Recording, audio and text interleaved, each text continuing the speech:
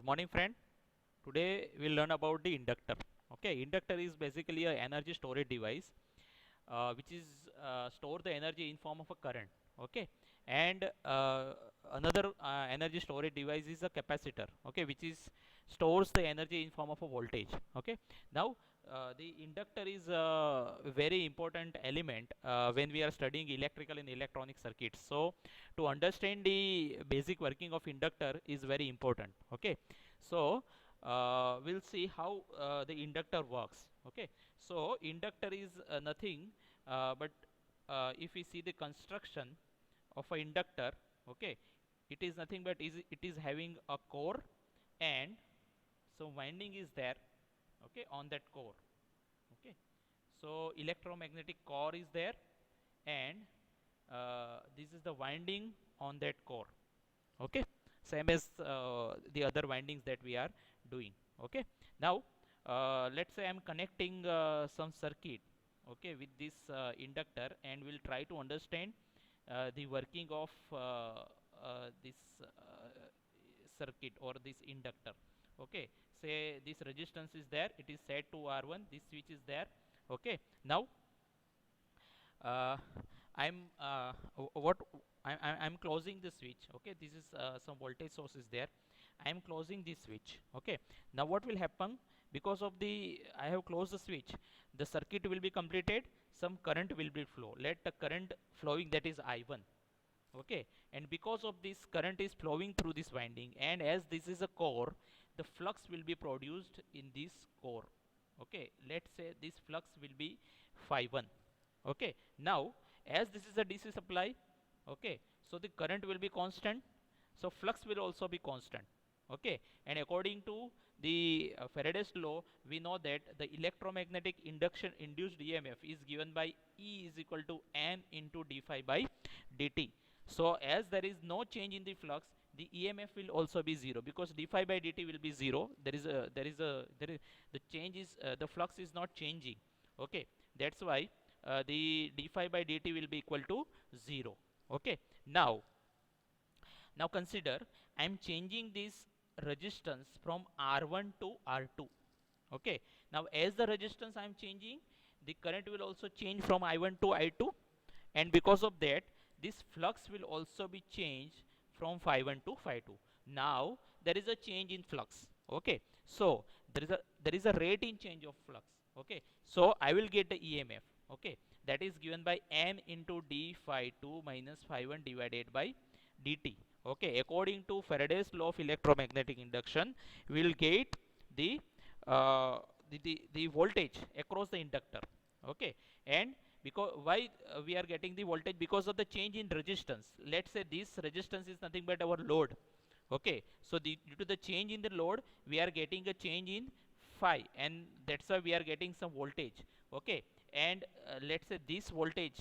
Now the another law in electrical is the Lenz law. Now what it tells that the electromagnetic induced EMF, okay, opposes the cause why it has been generated. Okay, or simply the whatever the electromagnetic the induced EMF because of the electromagnetic induction, okay, it will opposes the cause why it has been produced. Now in this case, this EMF is produced. Why the EMF is produced? Because of the rate of change in flux. Why the flux has been changed? Because of the rate of change of current. Okay, so the EMF will be induced, okay, across the inductor, and the polarity of that EMF is such that it will oppose the cause why it has been produced. It is produced because of the change in current, so the voltage will produce with such a polarity that it opposes this current. Okay, so the voltage will produce with this polarity. Okay, and this voltage will remain. When it will remain up to the change, the flux is changing, the flux keeps changing. Okay, now as this is a DC supply, suppose I'm applying a say 5 volt DC supply. Okay, so whenever I'm switching on, okay, the 5 volt will not be sudden, the 5 volt will reach like this. Okay, so up to this time, say this is t, up to this time the flux will, you know, keep changing. okay, or we can say the current keep changing, okay, and the flux keep changing. Because of that we are getting the voltage, okay. After this this t, okay, uh, from this or we can say at this place the voltage will be constant, and because of the current will also be constant, and the flux will also be constant, so the EMF will be 0, okay. So EMF will be there across the inductor, okay, whenever the current changes, okay. Now in case of DC supply, after certain time the current current becomes steady. But in case of AC supply, if we are connecting some AC supply over here, then there is a continuously change in the voltage, so continuously current will be changed, so we'll get some voltage that opposes the current, okay. And because of that, there is a term which is known as a power factor. Because this power, what is power factor? It is the angle between voltage and current. Now this inductor, what this inductor is doing, it opposes the current, okay. The current is coming like that, but this opposes the current, okay. Why it is opposing the current? Because there is a rate of change of current, and because of that there is some flux, and because of the flux we are getting some voltage, okay. And that voltage will oppose the current, okay. So when we are using the inductor in case of this AC supply, we know that it inductive reactance is given by XL is equal to 2 pi FL, okay. And as the frequency of the AC is high, the XL will also high. But why? Because as the frequency is high, there is a more rate of change of current, there is a more rate of change of flux, and there will be more voltage, and this voltage will again will more opposed to the current, okay. So the reactance will be high.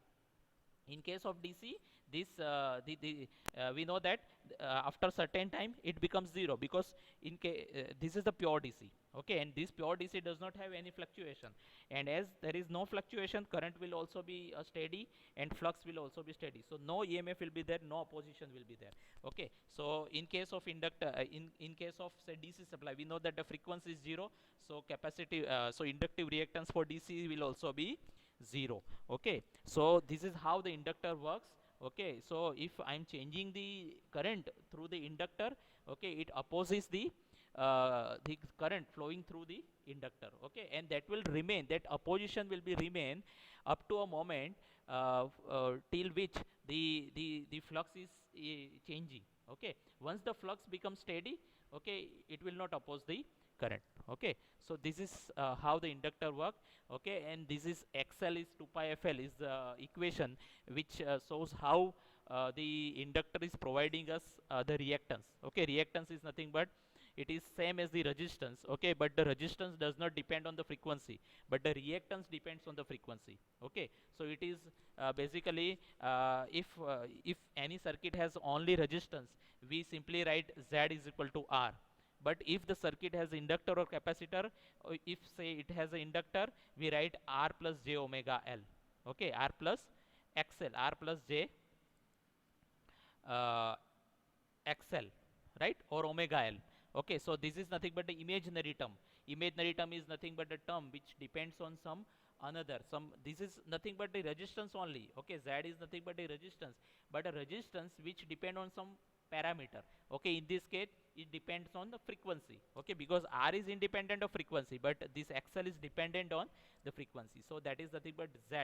Z is impedance, R plus J omega L, or R plus J XL, okay. So the reactance provided by the inductor is directly depend on the frequency, okay, on which frequency we are applying, or which with different frequencies we are getting a different the reactance of the inductor, okay. In case of DC circuit, okay, it is 0 because the frequency is 0. In case of AC circuit, it depends on the frequency, okay. But in case of DC also, initially as we have discussed that whenever we are providing any DC, okay, initially it will come from 0, okay.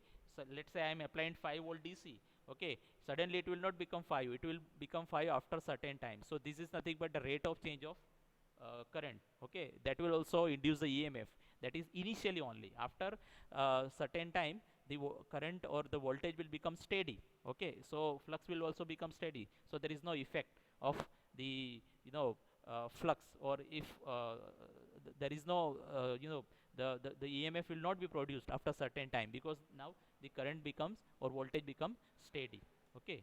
So this is about the inductor. Thank you.